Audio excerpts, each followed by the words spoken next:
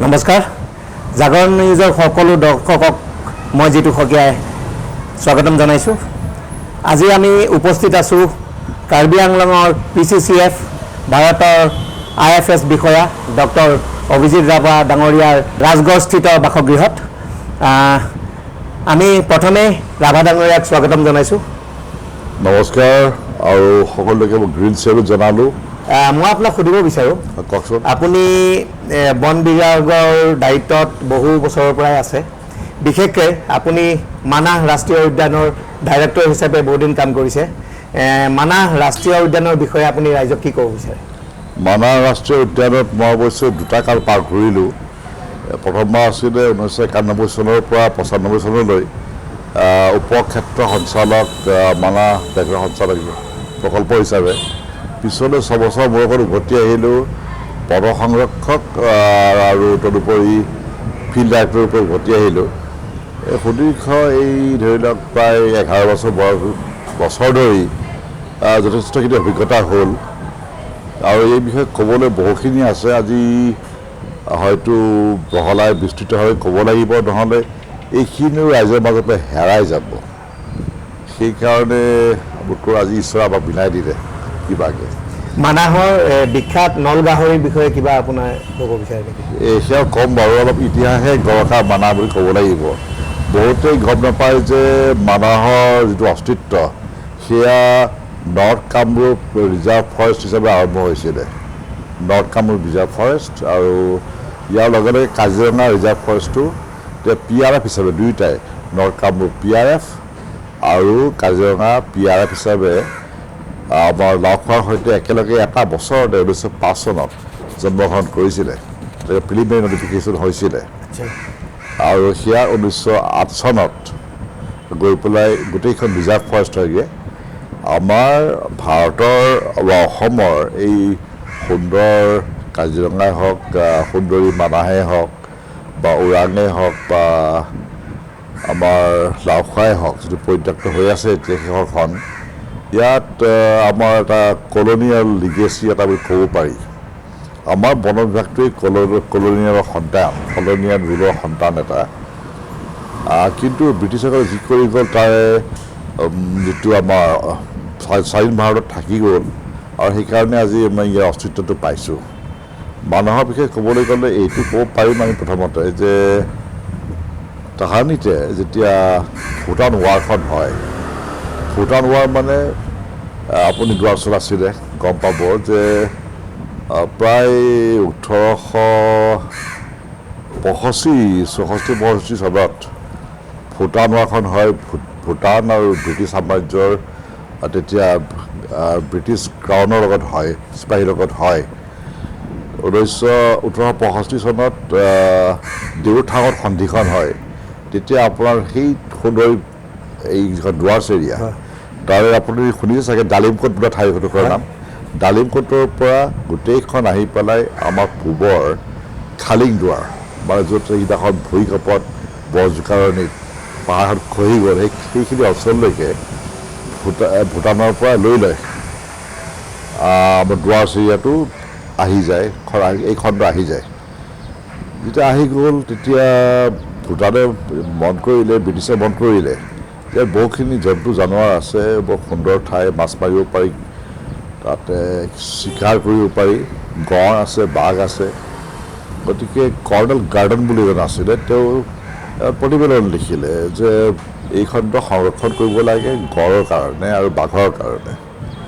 তেতিয়া অনুমোদন হিচাপে গঁড় ৰাখিবৰ কাৰণে যিটো মুভ আছিলে, সেই মুভক সেই যিটো এটা মমেণ্টাম হৈছিলে সেইটো সময়ত গঁড় ৰাখিব লাগে। সেইকাৰণেই মানাহখনো কাজিৰঙাৰ সৈতেই একেলগে প্ৰিলিমিনাৰী ৰিজাৰ্ভ ফৰেষ্ট হৈ গ'লগৈ। এতিয়া কথাটো হ'ল আমাৰ স্বাধীনতাৰ আগতে 1927 চনৰ ঘটনা এটা ঘটিলে আৰু 1907 চনত ঘটনা এটা ঘটিছিলে। 7 চনত মিনয় চাহাব আহি উপস্থিত হৈছিলেহি বন বিষয়া হিচাপে অসম বন বিভাগত। তেতিয়া সুন্দৰ AFT, আজিকালি দৰে পৰিৱেশ আৰু বন ডিপাৰ্টমেণ্ট নহয়। আৰু আছিলে 1927 চনত ইণ্ডিয়ান ফৰেষ্ট ছাৰ্ভিচ বিষয়া, তেওঁৰে চেলা বুলিবই লাগিব এক প্ৰকাৰে, বিভাগীয় বিষয়া হ'লেও পেট্ৰিক ডমিনিক ষ্ট্ৰেচি চাহাব এই দুজনে সমপৰ্যায়ে কাম কৰি পেলাই এটা সময় আহিল যে মানাহখনক তেওঁলোকে চেংচুৱেৰী হিচাপে ৰাখিবলৈ চেষ্টা কৰিলে, ৱাইল্ড লাইফ চেংচুৱেৰী। মানাহখনৰ বহুতেই গম নাপায় যে দুখন চেংচুৱেৰী সমিল মিল 1927 চনত 28 চনৰ কথা সেয়া। এটা আছিলে মনাছ চেংচুৱেৰী, মানাহ নহয় বা মানাছ নহয়, ৰেকৰ্ডত দেখা যায় মনাছ, MONAS, মনাছ ৰিভাৰ, যিটো ওপৰত গৈ ডাংমেচু হয়গৈ। ডাংমেচু আৰু মাংডেচু এই দুখন নদী সন্ধিস্থল যিটো আছে ডুমুক, তাৰ পৰা ওপৰলৈ উঠি গ'লে উজাই গ'লে পৰ্বতীয়া গৰ্জৰ মাজলৈ গৈ আৰু গ্লেচিয়াৰ পাবগৈ ভূটানৰ ঠিক মাজখণ্ডত। এতিয়া যিখন বেকী নদী বুলি কয়, এতিয়া এইখন বেকী নদী হয়। এই নদীখন মনাছ নদীখনৰ পৰাই মানাহ হ'ল। সেই মনাছ চেংচুৱেৰী আৰু নৰ্থ কামৰূপ চেংচুৱেৰী দুখন মিলি ইউনিফাইড হৈ গ'লগৈ মনাছ ৱাইল্ড লাইফ চেংচুৱেৰী। এই চেংচুৱেৰীখন আগতে চলাইছিলে কামৰূপ ডিভিজনৰ বাটাবাৰীস্থ বা মুছলপুৰস্থ ৰেঞ্জ অফিচৰ পৰা চলাইছিলে। তাৰপিছত হ'ল কি আপোনাৰ 1950 চন আহিলে, স্বাধীনতাৰ পিছত বৰ ভূঁইকঁপ হ'ল। শদিয়াৰ যিটো চদিয়াহ ফ্ৰণ্টিয়েৰ ফৰেষ্ট ডিভিজন আছিলে সেইটো উটি গ'ল। সেইখনকে স্থানান্তৰ কৰি আনি কামৰূপ ডিভিজন ইউনিফাইড আছিলে। পুৰণা যিটো আমাৰ জিলা আছিলে কামৰূপ জিলাখনৰ উত্তৰ পাৰ দক্ষিণ পাৰ একেলগে আছিলে। এতিয়া আৰু 3খন ডিষ্ট্ৰিক্ট আছিলে, BTC আছিলে। এই কথা আমি ভাগে ক'বই লাগিব কথাটো। দক্ষিণ পাৰত ৰাখিলে চাউথ কামৰূপ, উত্তৰ পাৰত ৰাখিলে নৰ্থ কামৰূপ। হেডকোৱাৰ্টাৰ হ'ল বৰপেটা ৰোডৰ আজি টাইগাৰ প্ৰজেক্টৰ হেডকোৱাৰ্টাৰ। আপুনি মই মাজতে সুধি দিছোঁ, এই যি ৱাইল্ড লাইফৰ বা উদ্যানৰ কথা কৈছে, এতিয়া অসমৰ চবতকৈ ডাঙৰ সমস্যা ৰাইজৰ সমস্যা। আপোনাৰ ওচৰলৈ আহিছোঁ এটা ডাঙৰ সমস্যা লৈ, হাতী মানুহৰ সংঘাত। বিশেষকৈ দেখা যায় অসমৰ চাহ বাগিচা অঞ্চল আৰু পাহাৰীয়া অঞ্চলত হাতী মানুহৰ সংঘাত এক চৰম পৰ্যায় পাইছেগৈ। গতিকে এই সংঘাত ৰোধ কৰিবলৈ, বহুত মানুহ হাতীৰ আক্ৰমণত নিহতও হোৱা দেখা পোৱা যায়। এই সংঘাত ৰোধ কৰিবলৈ আপোনালোকৰ বিভাগৰ পিনৰ পৰা কিবা বিশেষ ব্যৱস্থা লৈছে নেকি? আচলতে কথাটো তেনেই সঁচা, তেনেই সাম্প্ৰতিক, তেনেই নুই কৰিব ভিতৰত নহয়। সঁচা কথা এইটো হৈ আছে, কিন্তু কেলেই হৈছে তাৰ কাৰণেতো অতীতলৈ যাব লাগিব। অতীত নাথাকিলে বৰ্তমান ক'ত থাকিব, আপুনি জানেই কথাষাৰ। সেইকাৰণে বুৰত যিখিনি কৈছোঁ যে আমি এখন সাম্ৰাজ্য, বনানী সাম্ৰাজ্যৰ লেপথেপকৈ ঘন গাঁতে লগাকৈ উত্তৰ পাৰে দক্ষিণ পাৰে এখন বননী সাম্ৰাজ্য আছিলে। সাম্ৰাজ্যৰ মালিক আছিলে হাতীবিলাক। আপুনি কৈছে, আপুনি জানিব পাৰিছোঁ, আপুনি দুৱাৰ ওচৰ চাহ বাগিচাত আছিলে আৰু চাহ বাগিচাৰ কথাটোৱেই মই উৰুকিয়াব খুজিছোঁ। কাৰণ চাহ বাগিচাৰ কাৰণে 1826 চনৰ সেই 92 সন্ধিৰ পিছত 1891 চনলৈকে আমাৰ বনাঞ্চল গ'ল চাহ বাগিচাতে। আপুনি আচৰিত হ'ব, এই ষ্টেটিষ্টিক্সটোৰ পৰা 4000 স্কোৱাৰ কিলোমিটাৰ মাটি চাহ বাগিচাই লৈ গ'ল। য'ত অসমীয়াত মেলেৰিয়া শব্দ নাছিলে, এতিয়া মেলেৰিয়া শব্দটো আহি গ'ল। এইটো জুনটিক ডিজিজ। বনাঞ্চল গ'ল, হাতী আঁতৰি গুচি গ'ল ন মানুহৰ পৰা। হাতীৰ কাৰণে যিটো লেপথেপকৈ কণ্টিগুৱাছ বনাঞ্চল আছিলে, সেইখিনি কাৰণে আমাৰ সংঘাতটো আহিব ধৰিলে। ব্ৰিটিছো কৌশলী মানুহ আছিলে, আমাৰ মিলৰে চাহাবে দেখিলে এইটো হ'ব ধৰিছে, গতিকে কৰিলে কিন্তু হাতী ধৰাটো উৎসাহ জগালে। হাতীৰ মহলৰ যিটো আমাৰ প্ৰথা আছিলে, সেই প্ৰথাটো চৰকাৰীকৰণ হ'ল আৰু হাতীটোৰ পৰা আপোনাৰ বালিচাহীলৈকে ব্ৰিটিছ বন বিভাগে, কলনিয়েল বন বিভাগে ৰেভিনিউ পাইছিলে। ৰাইট, কথাটো হ'ল এতিয়া হাতী ধৰাৰ কাৰণে পপুলেশ্যন নিয়ন্ত্ৰণ হৈ আছিলে ইয়াৰ। আৰু এটা আছিল এলিফেণ্ট কণ্ট্ৰল এটা মেকানিজম। আপুনি ৰাজহ দিয়ক এটা সেইকাৰণে, ৰাজহ যদি দিয়ে এটা দঁতাল মাৰিব পাৰিছিলে আৰু বিনা পইচা আপুনি দুটা মুখা মাৰিব পাৰিছিলে। গতিকে পপুলেশ্যন কমি আছিলে, চিকাৰ ৱাজ লিগেলাইজড। এতিয়া হৈছে কি, আমাৰ পৰিঘটনা কি হৈছে, এতিয়া ৱাইল্ড লাইফ এক্টখন আহিলে হাতী ট্ৰেপ কৰিব নোৱাৰে, পয়জন কৰিব নোৱাৰে, ধৰিব নোৱাৰে। হাতীৰ সংখ্যা বাঢ়ি গ'ল, বনাঞ্চল কমি গ'ল বহুত কাৰণে। উত্তৰৰ পৰা আমি ছ'চিঅ' পলিটিকেল ৰিজনৰ কাৰণে বহু হাবিহাই পেলালোঁ। মোৰ হিচাপত বোধ কৰোঁ মানাহ, বৰনদী আৰু ইফালে দুখন এখন কম্পেক্ট বনাঞ্চলৰ বাহিৰে আৰু একোৱেই নাই। ইফালে কচুগাঁৱৰ পিনে আছে অলপমান, হলদগাঁৱৰ পিনে অলপ আছে, আৰু এক্সটেৰিয়েট মানাছৰ যিটো কাৰামাকোৰাৰ পৰা আমাৰ শুকানজালি সেইখিনিলৈকে আছে। এতিয়া কথাটো হ'ল এই গোটেই অঞ্চলটো প্ৰায় এবাউট 8,000 স্কুৱাৰ কিলোমিটাৰ এৰিয়া এটা আছিলে, য'ত পাৰে হাতী ইমূৰৰ পৰা সিমূৰলৈ মাইগ্ৰেশ্যন কৰিছিলে। মাইগ্ৰেশ্যনৰ সময়ত বাধাপ্ৰাপ্ত হোৱা নাছিলে। এই ছিষ্টেমটো যেতিয়া দুই পাৰে ভাগি গ'ল বহু কাৰণৰ কাৰণে আৰু ডিপ্লিটেড হৈ গ'ল, ডিপ্লিশ্যনটো আৰম্ভ হৈছে ব্ৰিটিছৰ কালতেই। যেতিয়া আপোনাৰ ৰেলৱে ষ্টিপাৰ কাৰণে লগা হ'ল, কাঠ লগা হ'ল, ইক'লজিটোৰ ওপৰত আঘাত পৰি গ'ল, হাতীক খাব নোপোৱা হ'ল। হাতীক চাপ শ্বেড লাগে, খাদ্য লাগে, বহু পৰিমাণে খাদ্য লাগে, পানী লাগে আৰু চাইলেঞ্চ লাগে, আৰু এটা স্পেচ এটা লাগে মানুহৰ পাতৰি থাকিবলৈ। মানুহৰ ভাগে থাকিব, যিটো আহোমৰ ৰাজত্বকালত আছিলে, আৰু আমি আমাৰ আৰু হাতী বিভাগে থাকিব। দুটা মত সহ অৱস্থা এটা আছে, যিটো আজি হেৰাই গ'ল। সেইকাৰণে এই দেখিবলৈ পাইছে হাতী মানুহৰ সংঘাত। এইটো ব্ৰিটিছৰ কালত আছিলে, আৰু কিছু কণ্ট্ৰল এতিয়া আনকণ্ট্ৰল হৈ গৈছে, মানিবই লাগিব। মানুহৰ যথেষ্ট মৃত্যু হৈছে, কিন্তু মৃত্যু হৈছে ক'ত? য'ত মানুহৰ আমাৰ প্ৰৱেশ নাছিলে, সেইবোৰ ঠাইত মানুহ বহি গ'ল হাবি খুলি পেলাই, সেইবোৰ চব মেক্সিমাম মৃত্যু হৈছে। আৰু কিছুমান হ'ল কি ৰেলৱেটো হাতী মৰে, কাৰণ ৰেলৱে আগতে বনাঞ্চল ফালি গৈছিলে, সেইফালে নদীবোৰ থাকি গ'ল লাইন পাৰ কৰা, আৰু যিহেতুকে ৰেলৰ স্পীড বাঢ়িলে, ফ্ৰিকুৱেঞ্চি বাঢ়িলে, হাতী যথেষ্টখিনি মৰা আমি গম পাওঁ। কিছুমান ৰিপৰ্টেই নহয়, কিন্তু WWF আৰু কিছুমান সন্থাই ভাল কাম কৰিছে এই বিষয়ে। আৰু এটা সময় আহিলে 2007 চন মানত, হয় এইটো পিক আছিল, সেইটো পিৰিয়ডত পয়জনিং কৰা, ইলেক্ট্ৰিফিকেশ্যন কৰা। তাৰপিছত এটা পিৰিয়ড বা এটা পৰিৱৰ্তন আহিলে। পৰিৱৰ্তন মানে ৰাজনৈতিক পৰিৱৰ্তন নহয়, এইটো আমাৰ এক্টিভিষ্টসকল আহি সোমাই পৰিলে, য'ত তেনেকৈ কৰিলে কি যে ৰাইজে ৰেছপনচিবিলিটি লোৱা আৰম্ভ কৰিলে। কিছু এৰিয়াত কাৰ্বি আংলঙৰ ওচৰতে তেওঁলোকে নিজৰ কষ্ট কৰি পেলাই, এজন আছে মোৰ বন্ধু দুলু বৰা বুলি পেলাই, ভাল কাম কৰিছে গ্ৰীণ গাৰ্ড নেচাৰৰ। তেওঁলোকে কৰিছে কি যে খেতি খোলা কৰি পেলালে হাতীৰ কাৰণে, ৰাইজৰ লগ লাগি পেলাই। হাতীয়ে সেই 300 বিঘা ধান, পকা ধান খাই আহে, মানে ৰাইজে 20,000 বিঘা মাটি হেৰি কৰি লয়, খেতি চপাই লয়। সংঘাত নাহিলে, ৰাইজে গাঁৱৰ ৰাইজে নিজৰ কঁঠাল খাব পাৰিলে, পকা কঁঠাল। আৰু আমি কৰিলোঁ কি কাৰ্বি আংলঙৰ ফালৰ পৰা এটা ভেটা দি পেলাই জুই এটা সৰু বৰ কৰি পেলালোঁ। গতিকে যিটো এট্ৰিবিউট অফ জাংগল, খাদ্য দিব লাগে, খাদ্য নাপালে খাদ্য দিয়া হ'ল আৰ্টিফিচিয়েলি, হাতীও বুজি পায়, আৰু পানী পালে, গতিকে হাতীখিনি ইম্পেক্ট নকৰা হ'ল আমাৰ লগত, ক্ৰছ অভাৰ নহ'ল, সহাৱস্থানলৈ ঘূৰি আহিলে। আমি এতিয়া চেষ্টা কৰিছোঁ সেইটো আমি নুমলীগড়ৰ পৰা নিবৰ কাৰণে।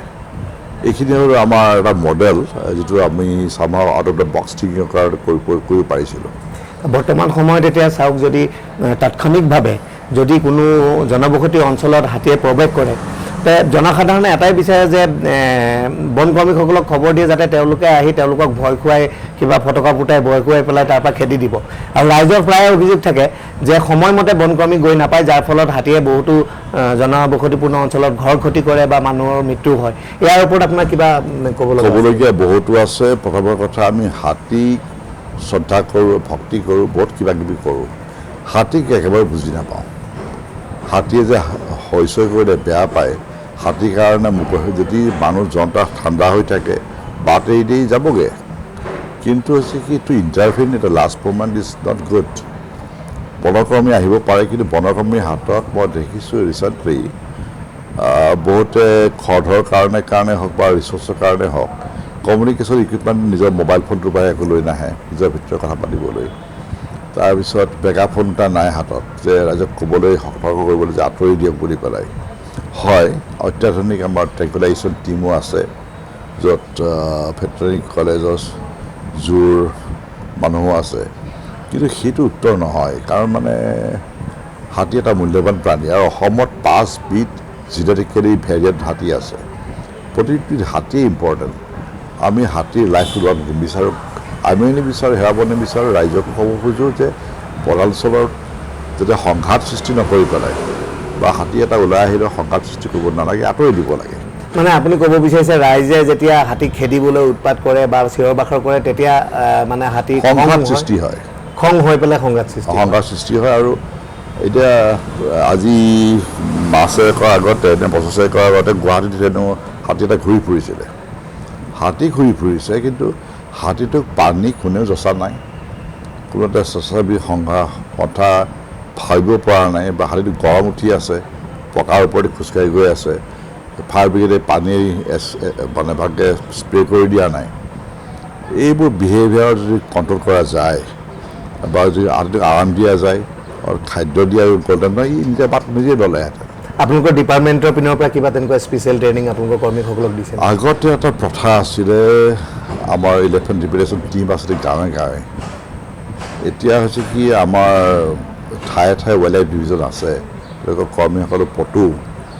কিন্তু হৈছে কি, এটা প্ৰথাটো মই এইটো কাৰণে ক'ব বিচাৰিছে, আমি নিজেই এটা ডেকা বয়সত 9মহীয়া এটা ট্ৰেইনিং বা কাৰ্যক্ৰম এটা কৰি আহিছিলোঁ ৱাইল্ড লাইফ ইনষ্টিটিউট অফ ইণ্ডিয়াত। এতিয়া আমি বিষয়ে আমাৰ বেটছৰ 84 চনৰ যিটো আমাৰ IFS বেটছ, তাৰপিছত দুটা এটা বেটছৰ বিষয়াইহে এইবোৰ ওপৰত ট্ৰেইনিং ল'লে। তাৰপিছত ধাৰাটো নাইকিয়া হৈ আহিলে। আমাৰ বিষয়াসকলৰ গাতে যদি গুণটো নাথাকে, আমাৰ তলৰ যিখিনি ফ্ৰণ্ট লাইনাৰ আছে তেওঁলোকে কৰিব কি? কাৰ ওপৰত ডিপেণ্ড কৰিব, কাৰ চলাহ ল'ব, কিনো প্ৰযুক্তিবিদ্যা আছে, কেনেকৈ জানিব? গতিকে আমি ভাবোঁ যে এইটো ৰিষ্ট্ৰাকচাৰ কৰিবলৈ হ'ল, মানুহখিনিক জনাবলৈ হ'ল, আৰু আমি আৱেগিক নহয়, প্ৰেক্টিকেল হ'ব লাগিব কথাবিলাক। আমি জানিব পৰা মতে, কিমান দূৰ সত্য নাজানো, আমি জানিব পৰা মতে আপুনি হাতী মানুহৰ সংঘাতৰ ওপৰত কিবা বিশেষ কিবা এটা তথ্য মানে অধ্যয়ন কৰিছে বা তাৰ সেইটোৰ ওপৰত কিবা স্কীম এটা লৈছে? হাতী মানুহৰ সংঘাতৰ যিটো স্কীম, সেইটো স্কীম নাছিলে, এটা কাইণ্ড অফ এক্টিভিটি আছিলে, য'ত আমি ছাপৰ্ট কৰিছিলোঁ কিছুমান বেচৰকাৰী সংগঠনক। যিটো আমাক ক'লোঁ যে ধান ৰোৱা কথাটো, ধান ৰাইজে ৰুলে, বেচৰকাৰী সন্থাই সহায় কৰিলে, কিন্তু আমি কৈছিলোঁ কি যে পানীটো দিয়া নাছিলোঁ, এইটো পানীটো আমি দিব পাৰিলোঁ। এতিয়া বেচৰকাৰী সন্থা আৰু আমি কাৰ্বি আংলঙত ক্ল'জলি কৰি আছোঁ, যাতে এতিয়া আমাৰ যিটো পশ্চিম কাৰ্বি আংলং জিলাৰ পশ্চিম সীমা, যিটো পাৰ্কো পাহাৰ ৰেঞ্জ, যিটো আপোনাৰ চালনা ৰেঞ্জ নগাঁৱৰ, সেইটো অঞ্চলৰ এতিয়া প্ৰায় সংঘাত কমি আহিছে দ্বিতীয় বছৰলৈকে। এতিয়া আমি আমাৰ এটেনশ্যনটো ফ'কাছ কৰিছোঁ পূবলৈ, এই আপোনাৰ মূৰ ফুলনি, য'ত মানে অনুমলীগড়ৰ সংঘাতটো প্ৰায় দেখে, সেইবোৰলৈ, যাতে ৰাইজৰ ধান নষ্ট নহয়, প্ৰাণ নষ্ট নহয়। ধান, প্ৰাণ আৰু যদি আছে কিবা। অসমৰ ডাঙৰ সমস্যা, পৃথিৱী বিখ্যাত, বিশ্ববিখ্যাত অসমৰ এশিঙীয়া গড়। There you are. এতিয়া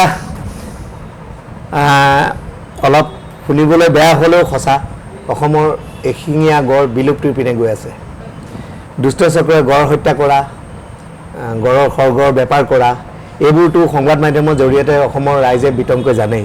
কিন্তু এই দুষ্টচক্ৰ ৰোধ কৰিবলৈ সময়ে সময়ে চৰকাৰে হওক, আপোনালোকৰ ডিপাৰ্টমেণ্টে হওক, বহুত ধৰণৰ ব্যৱস্থা লৈছে। কিন্তু আপোনাৰ মতে কেনেকুৱা ধৰণৰ ব্যৱস্থা ল'লে তাৎক্ষণিকভাৱে আমাৰ এই গড়টো ৰক্ষা কৰিব পৰা যায়? তাৎক্ষণিক অতাৎক্ষণিক বুলি কথা নাই। আপুনি জানে কথা এষাৰ, আমি যিসকল প্ৰাচ্যৰ মানুহ, তেওঁলোকে আমি জানো যে ভিতৰখন টান হ'লে বাহিৰখন টান হ'ব, ভিতৰখন মজবুত হ'লে বাহিৰৰ হ'ব। আপোনাৰ যদি গাৰ বাহিৰটো শকত হয়, হাড়কেইডাল যদি তেনেই লেহুকা হয়, আপুনি জানো কিমান হেৰি কৰিব পাৰিব, লৰিব পাৰিব? সেইটো কথা এটা আছে। এই কথাটো তেনেকুৱাই, বিভাগখন ভিতৰৰ পৰা যদি গাঁথনিটো টান হৈ নাহে, কিছুমান টেকনিকেল মেজাৰ লোৱা নহয়, কি ল'ব, মই এনুমাৰেট কৰি গৈ আছোঁ কি ল'ব লাগিব। আমাৰ বিভাগৰ সকলোতকৈ ডাঙৰ দুৰ্বলতাটো হৈছে আমাৰ ইণ্টেলিজেঞ্চ এটা চেল নাইকিয়া। ইণ্টেলিজেঞ্চখিনি লোকেল লেভেলত DFO ৰেঞ্জাৰে মেইনটেইন কৰি আছে। কেতিয়াবা ৰাইজক পইচা দিব নোৱাৰে, কেতিয়াবা দিব পাৰে। আমাৰ ইণ্টেল গেজাৰিঙৰ মেকানিজমত সকলোৱে জানে কথাটো, পুলিচেও জানে, আমি জানো যে গুড মানি, গুড ইনফো, গুড ইণ্টেল, এনেকুৱা এটা লেভেল আছে য'ত আপুনি পইচা দিব পাৰিলে, ভালকৈ ভাল অপাৰেটিভ পঠিয়াব পাৰিলে গোটেই গেংটো ধৰাটো কোনো ডাঙৰ কথা নহয়। ইয়াৰ শাখা প্ৰশাখা উভালিবলৈ একো দিগদাৰ নাই ডেডিকেশ্যন লাগে অলপ পইচা লাগিব এটা ইণ্টেলিজেঞ্চ চেল লাগিব ডেডিকেটেড সেইটো বাৰু এটা টেকনিকেল কথা কাৰণ আমাৰ গড় সংখ্যা কম বন্দুক বহুত বেছি ৰাইজৰ আৰু কেইটামান সৰু সৰু পকেটতহে বাচি আছে গড় কেইটামান মানুহৰ এবাৰ স্থানান্তৰ কৰিবলৈ কিবাকৈ প্ৰচাৰটো আঁতৰোৱা হৈছে কিন্তু কথাটো হৈছে কি চাওক বহুতে কয় বহু ধৰণৰ কথা ক'ব পাৰে কিন্তু মোৰ অলপ আইডিয়াটো বেলেগ মানুহ যিমানে নাথাকক যিমানেই আমি কওঁ বোলে নৱপ্ৰজন্মৰ আমাৰ হেৰি লাগে ৱেপনছ লাগে কিবা লাগে লাগক বাৰু কথা নহয় কিন্তু প্ৰত্যেকটো ৱেপনৰ কথা নহয় মানুহ main men money material time and space এই চাৰিটা পাঁচটা বস্তু মেন ফাৰ্ষ্ট মানুহজন যদি জংঘলৰ কাৰণে উপযুক্ত নহয় এটা উপযুক্ত কৰিব লাগে first he must be oriented to jungle living ইনচাইডৰ পৰা number 2 he must be train with for tactical fighting tactical fighting is যে এইটো কোৱা হয় চাৰ্ভাইভেল ফাইটিং অলছ' যে গুলীকেইটা শেষ হ'লে হতাহতি ৰণত কি কৰিবা বা দুজন মানুহ থাকে with limited number bullets how you keep up your rate of firing keep them busy engage down তাৰপিছত আছে আপোনাৰ ডিপ্লয়মেণ্ট আগতে আমি জানো যে মানুহৰ সংখ্যা কম হ'লেও কাজিৰঙা এৰিয়াটো কম হ'লেও তাতে কেম্প যিমান আছিলে 121টা কেম্প আছিলে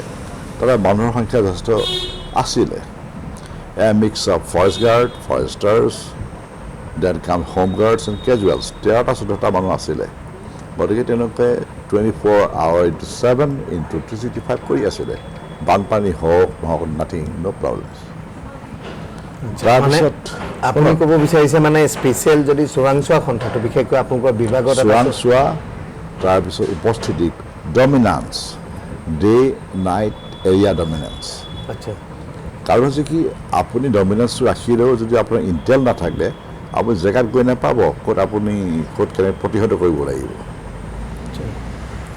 আচ্ছা এতিয়া বৰ্তমান এতিয়া যিটো দেশৰ বা পৃথিৱীৰ চিটুৱেশ্যন এতিয়া যিটো আতংক কৰোণাৰ আতংকৰ বিষয়টো এইকাৰণে আনিছোঁ কৰোণাৰ আতংকৰ ফলত অক্সিজেনৰ নাটনি হৈছে গোটেই দেশতে সমগ্ৰ বিশ্বতে আপুনি দেখিছে আগৰ দিনৰ পৃথিৱীত অক্সিজেন প্ৰাকৃতিকভাৱে যিটো অক্সিজেন আছিলে সেইটো বায়ুমণ্ডলত সেইটো যথেষ্ট বেছি আছিলে লাহে লাহে সেই অক্সিজেন কমি অহাৰ মেইন কাৰণটো সকলোৱে ভাবে যে সেউজীকৰণ নোহোৱা হৈছে পৃথিৱীৰ পৰা সেইকাৰণে প্ৰাকৃতিক অক্সিজেন কমি আহিছে বিভিন্ন দেশত পৃথিৱীৰ বিভিন্ন দেশত ধৰক সব দেশে নিজৰ নিজৰ প্ৰজেক্ট লৈছে বৃক্ষৰোপণ বা কিবা কিবি লৈছে সেউজীকৰণ কৰাৰ অসমতো নিশ্চয়কৈ তেনেকৈ লোৱা হৈছে কিন্তু অসমত এই যে সেউজীকৰণ নোহোৱা হৈছে ইয়াত বিভিন্ন সংবাদ মাধ্যমত আমি দেখিবলৈ পোৱা যাওঁ সংবাদ মাধ্যমৰ জৰিয়তে ৰাইজে গম পায় যে অবৈধভাৱে গছ কাটিছে অবৈধভাৱে পাহাৰ খনন কৰিছে এই গোটেই বস্তুবোৰ অবৈধভাৱে চোৰাংচোৱাৰ যি এই কাৰবাৰবোৰ হৈ আছে মানে আমাৰ প্ৰাকৃতিক এইটো ৰক্ষা কৰিবলৈ বন বিভাগৰ পিনৰ পৰা কি ব্যৱস্থা ল'লে ভাল হয় বুলি আপুনি ভাবে মই ভাবোঁ এই আপোনাৰ প্ৰশ্নটো বৰ গভীৰভাৱে ৰেখাপাত কৰিব পৰা প্ৰশ্ন আৰু মই ইয়াৰ আপোনাৰ উত্তৰটো ভালদৰে দিব লাগিব শুনক আমাৰ ফৰেষ্ট ডিপাৰ্টমেণ্টে কি কৰে ৰিচোৰ্চে ৰাখে ৰিচোৰ্চ ৰখীয়া বনাঞ্চল ৰখীয়া হয় যেতিয়া ৰিচোৰ্চ থাকে ইয়াতে ইকনমিক্স এটা সোমাই যায় ইকনমিক্সত কি থাকে ডিমাণ্ড ছাপ্লাই ডিমাণ্ড কি কাৰণে ডেভেলপমেণ্টৰ কাৰণে ডিমাণ্ড ছাপ্লাই এটা সীমাৰেখা আছে যিটো সীমাৰেখা আপুনি পাৰ হ'ব নোৱাৰে সেই সীমাৰেখাটো হৈছে কনজাৰ্ভেশ্যনৰ এটা লেভেল যে এইখিনিৰ ওপৰত গ'লে আপুনি গছ কাটিব নোৱাৰে এইখিনিৰ ওপৰত পাহাৰ কাটিব নোৱাৰে বা ছাপ্লাই দিব নোৱাৰে আমাৰ ডিমাণ্ড ছাপ্লাই এটা ডাঙৰ এটা হেৰি হৈ আছে আমি কনজাৰ্ভেশ্যনৰ সূত্ৰটো যেন পাহৰি পেলাইছোঁ এই কনজাৰ্ভেশ্যনৰ সূত্ৰটো মনত ৰাখি আমি প্ৰতিজন বিষয়াক ক'ব লাগিব যে this is the way this is the mining plan এতিয়া সেই মাইনিং প্লেনবোৰ হ'ব ধৰিছে এতিয়া ভাগ্য ভাল মাইনিং প্লেন ইয়াৰ ওপৰত ইয়াৰ ওপৰত নহ'ব বছৰি ইমান এক্সট্ৰেক্ট কৰিবি ইয়াৰ ওপৰত নহ'ব এনেকুৱা ধৰণৰ কথা আহিব ধৰিছে এতিয়া science is included in conservation in a practical way আজিকালি ইভেন কিছুমান ঠাইত নদীত খনন হয় বালিৰ কাৰণে তাৰ কাৰণে তাৰ হাইড্ৰলিকটো চেঞ্জ হৈ যায় গতিকে কিমাননো তাৰ যিটো বাৰিষা যিটো ৰিচাৰ্জ হয় কিমান ৰিচাৰ্জ হয় কিমান তাৰ ফ্ল' আছে কিমান ভেলচিটি আছে ষ্টাডি কৰা হয় আজিকালি কম জেগাত হৈছে কিন্তু হৈছে সেইকাৰণে হৈছে কি conservation must be added with science with law আৰু ইকনমিক্সটো কণ্ট্ৰল কৰিব লাগিব ইকনমিক্সৰ কণ্ট্ৰলটো মই ভাবোঁ বহু ধৰণে কৰিব পৰা যায় এক্সপাৰ্টসকল আপোনাৰ আছেই ক'ব পাৰিব আৰু মই ভাবোঁ গোটেই ফৰেষ্ট্ৰি ছায়েন্সটোৱে আছিল আমাৰ এটা কনজাৰ্ভেশ্যন সূত্ৰৰ ওপৰত যে গছ বাঢ়িব এটা ষ্টেণ্ডত গছৰ যিটো ইনক্ৰিমেণ্ট হ'ব বাই ভলিউম বাই এৰিয়া এটা নিষ্কাশন কৰিব পৰা যায় কিন্তু আমাৰ সেই অৱস্থা এতিয়া নাই কাৰণ ডিপ্লিটেড ব্ৰিটিছৰ যুগতেই হ'ল 1891 চনৰ পিছত যেতিয়া আই থিংক ইট ইজ এবাউট 1914 তেতিয়া ওলাই পৰিলে এই তথ্যটো যে টোটেল মাটিকালি আমাৰ 4,000 স্কুৱেৰ কিলোমিটাৰ গুচি গ'ল ওপৰত আৰু যেতিয়া খেতি বাতিৰ বিকাশ হ'ব ধৰিলে 25-30 চনত তেতিয়া 6,000 স্কুৱেৰ কিলোমিটাৰ গ'ল 10,000 স্কুৱেৰ কিলোমিটাৰ যে বিগ লছ ডেন আৰু যিখিনি বাচি আছিলে এতিয়া সেইখিনিতো বাৰু কিবা কাৰণত গ'ল গতিকে ভালেখিনি কথা দেখা যায় এটা হৈছে মেলেৰিয়া যিটো ফেলচিপেৰাম ৰোগৰ ষ্ট্ৰেইন তাৰ মাত্ৰাধিক্যতা এটা সময়ত সময়ে এটা আহিলে ভাইৰেল ফিভাৰ আনএক্সপ্লেইন কোনেও নাজানে আৰু আজি যিটো দেখিছোঁ যে আপুনি অক্সিজেনৰ কথা কৈছে যে হয় আমাৰ হয়তো oxygen generating capacity from plants may have gone down maybe it is true maybe it is not কিন্তু ডাঙৰ কথাটো হৈছে গছ একমাত্ৰ উত্তৰ মই ক'ব খুজিম বিশেষভাৱে মোৰ ফালৰ পৰা ক'ব গছে একমাত্ৰ উত্তৰ যাৰ লিমিটেশ্যনটো হ'ল এটা শ্ল' গ্ৰ'থ যদি আমাৰ প্ৰব্লেম বাঢ়িব ধৰিছে ছুপাৰছনিক স্পীডত গছ বাঢ়ে এটা লিমিটেড বছৰে কেইটামান ইঞ্চি সেইটো আমাৰ এটা ডাঙৰ এটা সতৰ্কমূলক এটা চাইন এটা হ'ব ধৰিছে আৰু এটা কথা হৈছে ক'ভিডৰ বিষয়ে আপোনালোকে কি ভাবে মই নাজানো ক'ভিডৰ এটা কথা মই ক'ব খুজিছোঁ যে ক'ভিড মানে মৃত্যু নহয় COVID is not a death or it is not a finality COVID is a situation য'ত আপুনি ছাৰ্ভাইভ কৰিব লাগিব আৰু ডাঙৰ কথা কি জানে নাই মৃত্যু বা ফাইনেলিটি সময় আছে ই নিজৰ সময়তহে আহিব আৰু যিহেতুকে জীৱন এয়া শেষ এটা আছে জীৱন যেতিয়া আপুনি শেষলৈ ষ্ট্ৰাগল কৰিব লাগিব ফাইট কৰিব লাগিব এই ভাবিয়ে মই ভাবোঁ যে আপুনি নিজে সতৰ্কও থাকক সাজু থাকক বি প্ৰিপেয়াৰ আৰু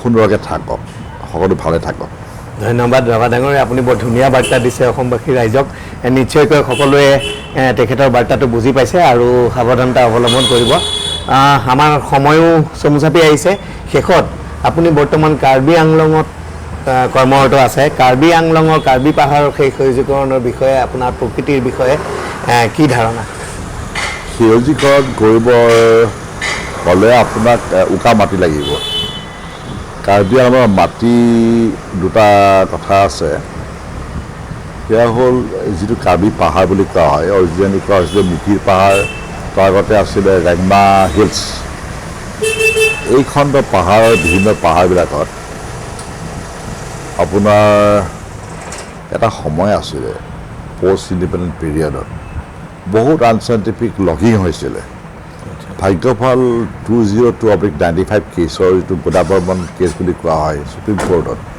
সেইটো কাৰণে 1998 চনৰ পৰা গছ কটা বন্ধ হৈ গ'ল অলমষ্ট নাও ইট ইজ হেডিং টু 0.01% কাৰণ হৈছে কি ঝুম খেতিত আৰু চলে ঝুমত আপুনি বাহাৰ দিব নোৱাৰে যে ৰাইট ঝুম প্ৰতিষেধকৰ ব্যৱস্থা লোৱা হৈছিলে ছইল কনজাৰ্ভেশ্যন ডিপাৰ্টমেণ্টৰ ফালৰ পৰা মই বিভাগ নহয় তাৰ গম পাওঁ তেনেকুৱা এক্টিভিটিবিলাক তাৰপিছত পাহাৰত কেলেই গছ ৰুব লাগে নালাগে এইটো কথা এটা আছে যিখিনি ৰিজেনেৰেশ্যন হ'ল সেই ৰিজেনেৰেশ্যনখিনি প্ৰাকৃতিকভাৱে পোখা মেলি থকা গছ বা গুটি পৰি থকা গছ যিখিনি হ'ল তেনেকৈ সুন্দৰভাৱে এনেদৰে নিজৰা ছিষ্টেমটো জীয়াই ৰাখিছে আপুনি পাহাৰত গ'লে দেখিব কিমানটা আমাৰ জীয়াই থকা নিজৰা বৈ আছে সজীৱ আমাৰ ভেলুঘাটৰ পৰা আৰম্ভ কৰি কাঠিলাংচলৈকে কনজাৰ্ভেশ্যন হৈ আছে প্ৰাকৃতিকভাৱে হৈ আছে আমাৰ ডিফু নগৰীত পানী আহে আমাৰ হেৰিৰ পৰা লাঙলৈ থামৰ ওচৰৰ পৰা আহে ডাঙৰ ঠাম ঠিক নহয় এখন আছে লাংবিৰিক নদীৰ পৰা আহে পাইপলাইনেৰে আহে পাইপলাইনৰ মাজত সৰবৰাহ হয় পানী তথাপি ডিফুৰ পপুলেশ্যন বাঢ়ি যোৱাত এইখিনি যথেষ্ট নহয় আৰু পাইপলাইন বহাবলগীয়া হৈছে যদি পাহাৰৰ যদি বাচি নাথাকে তেনেহ'লে ডিফুবাসীয়েও ভাল পানী নাপাব যিটো ছাৰ্ফেচ ফ্ল' ৱাটাৰ বুলি কয় য'ত ফ্ল'ৰাইড নাথাকে একো নাথাকে জীৱনদায়িনী পানী যিটো কয় হাইলি এনাৰ্জাইজ পানী ফ্ৰেছ পানী ডিফু বহুত নগৰী হ'বগৈ সেইকাৰণে হিলছ ফৰ লাইফ পইণ্ট ভাবোঁ পাহাৰ থাকক জীয়াই থাকক পাহাৰ আমি ৰাহবিলাকে মানুহ কাৰ্বিসকলে মানে ইয়াত দেও থাকে দেও নহয় ইজ লাইফ দেও is call intelligence intelligence is life life is water water is intelligent and again water is life is entity গতিকে পাহাৰ পানী মানুহ হাতী কাক বাদ দিব ইজ এ ইউনিফাইড ওৱান ন ধন্যবাদ জনাইছোঁ ৰাভা ডাঙৰীয়াৰ সহজ সৰলভাৱে ৰাইজলৈ এটাই আহ্বান গছ নাকাটিব গছ পুলি ৰুৱক যিমানেই আপুনি নতুন জেগাত যায় এটাকে পুলি লগাই আহক তেতিয়া জীৱনৰ সেই সান্তনাটো বুজি পাব আমি আজি ধন্যবাদ জনাইছোঁ ৰাভা ডাঙৰীয়া আপোনাৰ পৰা ৰাইজে বহুত কথা গম পালে আকৌ লগ পোৱাৰ আশাৰে জাগৰণ নিউজৰ পৰা মই জিতু শইকীয়াই বিদায় লৈছোঁ